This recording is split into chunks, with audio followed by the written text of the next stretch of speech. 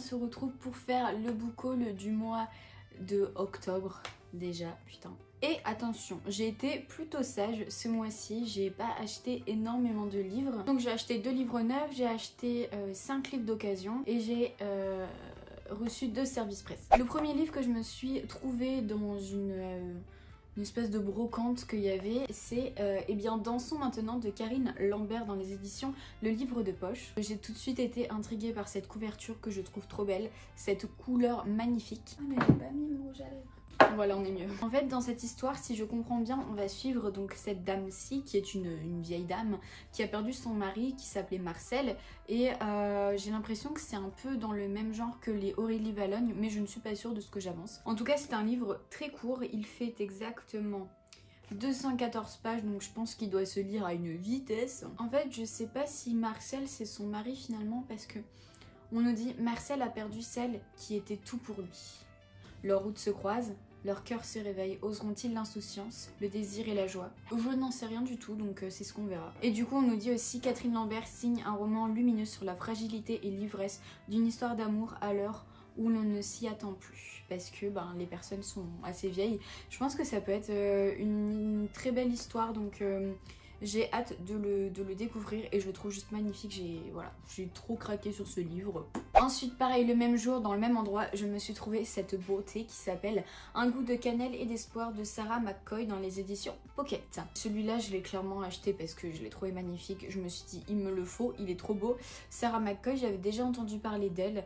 Je crois qu'elle a écrit quand même pas mal de livres, mais je ne saurais vous citer le nom d'un livre qu'elle a écrit. Et là, du coup, en fait, en 1944, donc pendant la Seconde Guerre mondiale, il y a eu des restrictions. Il y avait donc Elsie qui avait 16 ans, ses parents étaient patriotes, sa sœur volontaire au Lebensborn et son prétendant qui était haut placé dans l'armée nazie. Et du coup elle a 16 ans, elle vit de cannelle et d'insouciance comme on nous dit, jusqu'à ce que à la nuit de Noël il y ait un petit garçon juif qui est échappé des camps, qui vient toquer à la porte. Et après, donc l'histoire se passe 60 ans plus tard au Texas. Il y a une journaliste qui va passer devant cette pâtisserie allemande, donc la pâtisserie Schmidt, des parents de Elsie. Et en fait, elle prépare un reportage. Et voilà, et je ne sais pas ce qui va se passer, mais j'ai l'impression que c'est un peu un livre de Noël. Surtout avec cette couverture. Donc on verra, j'ai l'impression que j'arrive pas à résumer les livres à chaque fois, ça m'énerve, mais voilà, je l'ai trouvé juste trop beau. Je pense que ça peut être très bien pour Noël, donc voilà. Ensuite, de la part des éditions ActuSF, j'ai reçu La machine de Léandre de Alex Evans. Sauf qu'en fait je me suis rendu compte, parce que je l'ai commencé, et je me suis rendu compte que c'est un hors-série je crois d'une trilogie ou je ne sais quoi. On est dans un monde un peu steampunk où on va suivre donc une fille qui s'appelle Constance, qui est sorcière, enfin professeure de sciences magiques, qui fait plein de recherches sur plein de trucs. Et en fait à un moment il y a un de ses collègues qui va disparaître alors qu'il travaillait sur une machine légendaire. Du coup elle va devoir le remplacer et faire la connaissance de Philidor Magnus, un inventeur aussi séduisant qu'énigmatique. Voilà, et en fait juste en bas c'est écrit texte suivi de la nouvelle La chasseuse de livres. Mais bon, en tout cas je pense que ça peut être pas mal avec le petit monde magique et tout, donc on verra. Toujours des éditions ActuSF, j'ai reçu Shining in the Dark de tout plein d'auteurs, dont Stephen King. Ah non, il y a des noms trop compliqués à prononcer. Hans Akelilja, Jack Ketchum, Stewart Nan, Richard, enfin bref, en tout. Ah, il y a aussi Edgar Allan Poe. C'est un espèce de recueil de plein de nouvelles d'auteurs qu'on connaît ou qu'on ne connaît pas.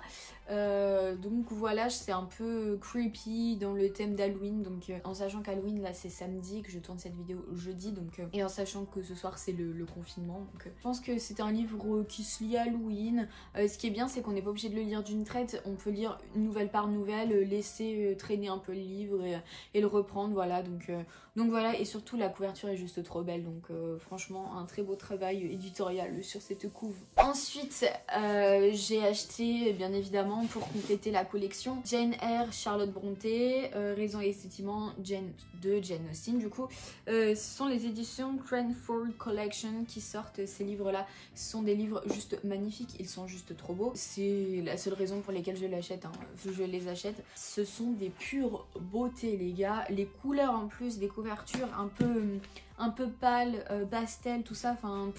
magnifique, vraiment un travail de folie quoi, donc j'aime beaucoup. Je ne sais pas combien de livres ils vont sortir puisque à un moment ça va commencer à me coûter cher en sachant que normalement j'achète plus de livres neufs. D'ailleurs j'ai toujours pas payé ces livres là, donc il va falloir que j'y pense, allez les payer quand même. Je ne vous ferai pas de résumé de ces livres puisque je suis incapable de vous les résumer et je ne sais même pas si je vais les lire très prochainement, donc voilà, pour le moment c'est juste des objets de décoration sur la bibliothèque du salon, donc voilà. Dites-moi si vous aussi vous craquez pour ces livres. Et ensuite, alors attention, 3 livres qui ne sont pas du tout intéressants pour vous je pense, mais je vous les présente quand même, on sait jamais. J'ai pour objectif, peut-être que d'ici le temps, cet objectif sera parti de ma tête, mais de repasser le CAPES. Et du coup je me suis procuré des livres sur l'histoire de l'Espagne, tout ça. Je me rappelle même plus de ce que j'ai pris, et de l'Amérique latine aussi, c'est vrai. Alors vous pouvez quitter la vidéo maintenant si ça ne vous intéresse pas du tout, ce que je comprends totalement. Donc bon bref, je me suis donc pris Isabelle et Ferdinand, roi catholique d'Espagne, donc de Joseph Pérez dans les éditions Fayard. J'ai déjà plusieurs livres de ces éditions là, notamment sur Louis XIV, Louis XVI, qu'on a mis dans le salon parce qu'on a un petit coin livre historique et tout. Donc voilà, en fait le tout, je les ai eu pour 5 €, donc clairement je me suis dit allez hop, même si jamais je les lis pas tout de suite, même si jamais je repasse pas le CAPES finalement, au moins j'aurai des livres on va dire un peu intellectuels. Isabelle et Ferdinand qui ont été de très grands rois et reines en Espagne. Ils sont mariés en 1469, donc à peu près voilà toutes ces eaux-là. Ensuite je me suis pris Histoire de l'Amérique hispanique de Bolivar à nos jours de Charles Lancha dans les éditions L'Harmattan. Voilà, je pense que c'est quelque chose que vous n'achèterez jamais, mais bon bref. Je sais pas du tout si c'est un bon livre sur l'Amérique latine, mais bon, si ça me fait chier, ben je le revends quoi. Ah bah en plus il se barre en couille, bah bravo le livre. Heureusement que je l'ai pas payé cher. C'est vrai que l'Amérique latine, je connais pas grand chose sur l'histoire de l'Amérique latine. Je suis pas très calée dessus, donc je pense que ça me ferait pas de mal de lire ce genre de livre. Et enfin, je me suis acheté, je l'avais oublié celui-là, Historia de España siglo XIX. Ah bon, je savais même pas que j'avais pris ça. Du coup, c'est de Ángel Bahamonde, Jesus a Martínez.